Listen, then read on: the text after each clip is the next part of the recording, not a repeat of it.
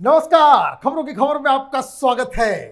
विपक्षी गठबंधन INDIA को आज एक बड़ा झटका सुप्रीम कोर्ट से मिला है, क्योंकि इसके दो बड़े नेताओं के ऊपर नोटिस जारी कर दी गई है, उनसे जवाब तलब किया गया है। इतना ही नहीं, बल्कि पूरी की पूरी तमिलनाडु की सरकार अब सवालों के घेरे में आ गई है, क्योंकि तमिलनाडु में अचानक से वहां की सरकार, वहां के मंत्री और उसके बड़े बड़े लीडर सनातन धर्म को गालियां देने का शौक इन्होंने पैदा कर लिया है। दिक्कत कई सारी आने वाली है, लेकिन खबर अभी अभी सुप्रीम कोर्ट से आई है कि एक पिटीशन को बाकायदा सुप्रीम कोर्ट ने सुनने को वो राजी हो गए और कई सारे लोगों को नोटिस भेजा गया है। क्या खबर आई है उसे जरा सुनिए। The Supreme Court issued notice to Tamil Nadu government and DMK leader Udhayanidhi Stalin for his remarks on Sanatana Dharma. Supreme Court also issued notice to MP Thiruma Vallavan, MP S Venkatesh, Tamil Nadu DGP, Greater Chennai Police Commissioner, Union Home Ministry, Ministry of Hindu Religious and Charitable Endowment Department, PK Sekhar Babu, Chairman of Tamil Nadu State Minority Commission, Peter Alphonse and others। कई सारे लोग इस लपेटे में आ गए हैं, सरकार को भी, पुलिस को भी, और कई सारी चीजों को इसकी डिटेल में बताऊंगा, क्योंकि जो पिटीशन है वो बहुत ही लेंथी और तरह तरह के इल्जाम के साथ ये पिटीशन डाला गया है। और जो पिटिशनर हैं उन्होंने क्या कहा वो बड़ा ही इंपॉर्टेंट है। ये याद रखने वाली बात है कि स्टालिन के जो बेटे हैं उदयनिधि स्टालिन, जो स्वयं इस सरकार में एक मिनिस्टर हैं, उन्होंने सनातन धर्म को एक वायरस बीमारी जिसे खत्म करने की बात उन्होंने कही थी। और ए राजा वो 2-3 कदम आगे चले गए थे, उन्होंने तो ये भी कह दिया भाई एड्स है, ये इस तरह की बीमारी है जिसे खत्म ही किया जा सकता है। और जो बयान दिए गए वो काफी शर्मनाक, और ये बीमारी इस तरह की बीमारी बताई गई हिंदू धर्म को, सनातन धर्म को, कि जिसका इलाज सिर्फ उसे नेस्तो नाबूद करना, उनको एनिहिलेट करना, उनको खत्म करने जैसी घटिया बयान इन लोगों ने दिया था।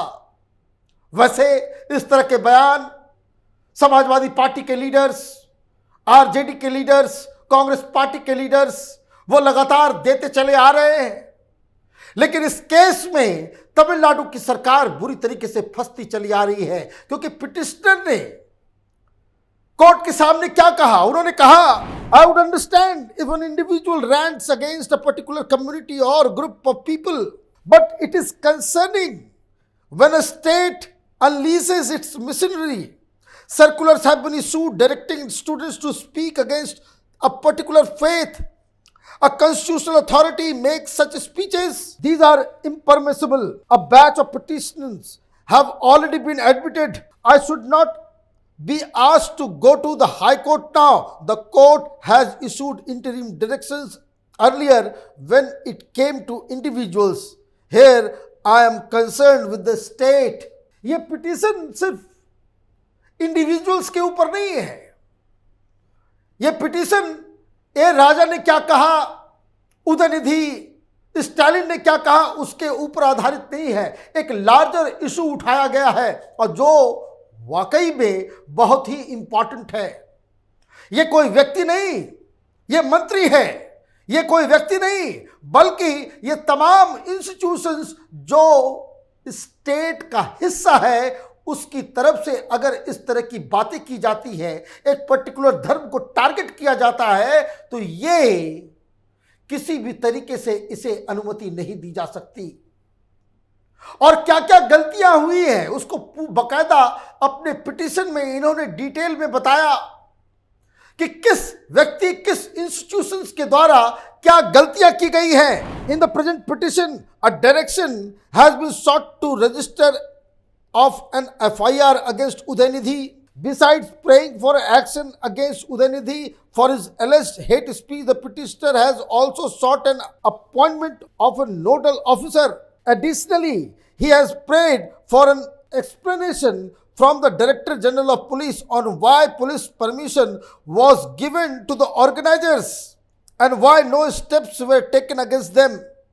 The plea has also called for immediate investigation by Home Secretary and the CBI Director into the event's background and funding sources. Not only this, the petitioner has also urged the Tamil Nadu Higher Education Department not to host Sanatan Dharma related events in secondary schools. वहाँ बाकायदा notice जारी किए जा रहे हैं सरकारी शिक्षा मंत्रालय की तरफ से, डिपार्टमेंट की तरफ से, कि सनातन धर्म से आधारित कोई भी कार्यक्रम अपने स्कूल में आप ना ऑर्गेनाइज करें। जिस संगठन को जहां पे जाकर उदयनिधि स्टालिन ने बाकायदा ये हेट स्पीच दिया था, उसका शीर्षक ही था जिसमें सनातन धर्म को एनिहिलेट करने, उनको उन्मूलन करने, उनको खत्म करने की बात कही गई थी। इस तरह के और मीटिंग्स को परमिशन कैसे दिया गया, ये डीजीपी से सवाल जवाब किया जा रहा है। और जब ये दलीलें दी गई तो सुप्रीम कोर्ट ने कहा कि ये और भी जो 4 पिटीशन ऑलरेडी सुप्रीम कोर्ट में लंबित है, जिस पे सुनवाई चल रही है, इसको ऐड किया गया, क्योंकि यहां जो कल्पित बताया गया है वहां की स्टेट, वहां की सरकार, वहां के स्टेट मिनिस्ट्री को निशाना साधा गया है इसके ऊपर। मतलब पूरा का पूरा कुनबा इस पिटीशन के जरिए फंसता हुआ नजर आ रहा है।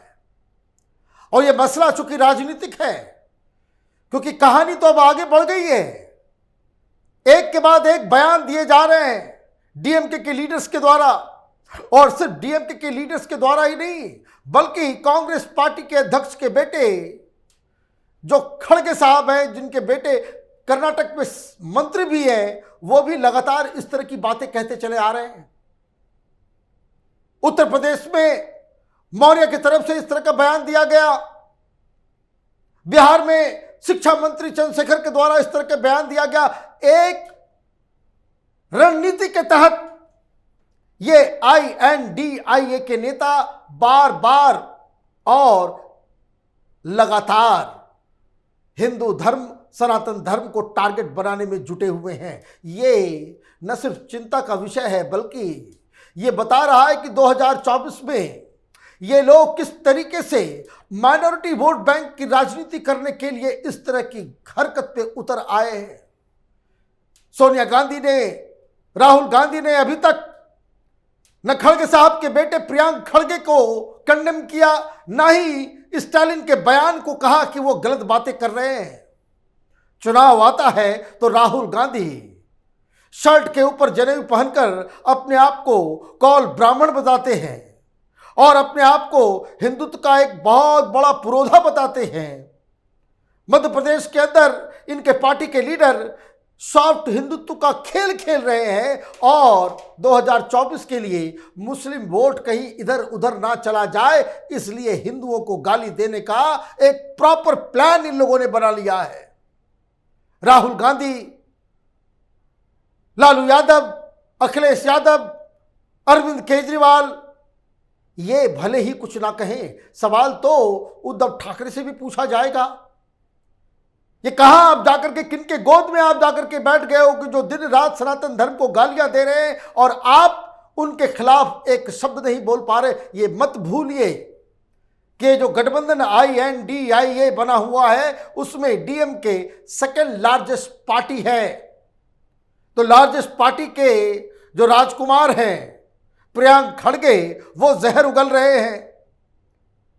करुणानिधि खानदान के स्टालिन के बेटे उदयनिधि स्टालिन, वो जहर उगल रहे हैं।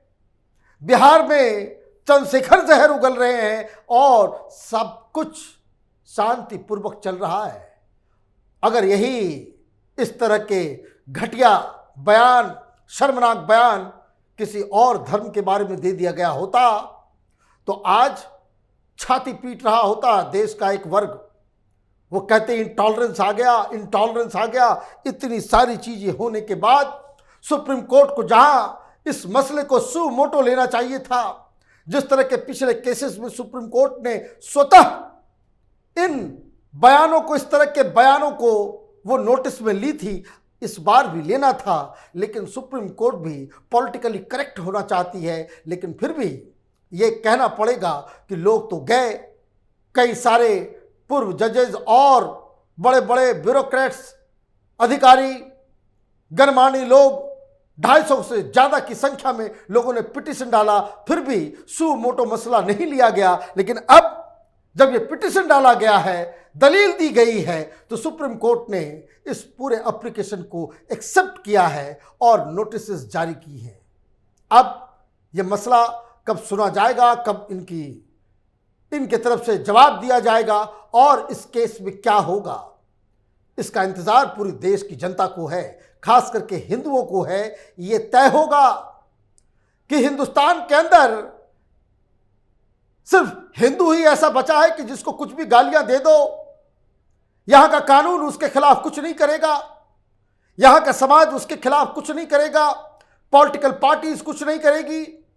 अब जिस तरीके से पिछले बहुत सारे केसेस में जिस किसी ने भी किसी दूसरे धर्म के ऊपर कोई बयान दिया, उसको प्रताड़ित किया गया, क्या इस तरह की सजा ए राजा और उदयनिधि स्टालिन को मिलेगी? इस पे सबकी नजर है। सुप्रीम कोर्ट क्या करेगी, इसके ऊपर भी देश की जनता की नजर बनी हुई है। आप देखते हैं कैपिटल टीवी। हमारे वीडियोस को लाइक कीजिए, शेयर कीजिए और हमारे चैनल को सब्सक्राइब कीजिए। धन्यवाद।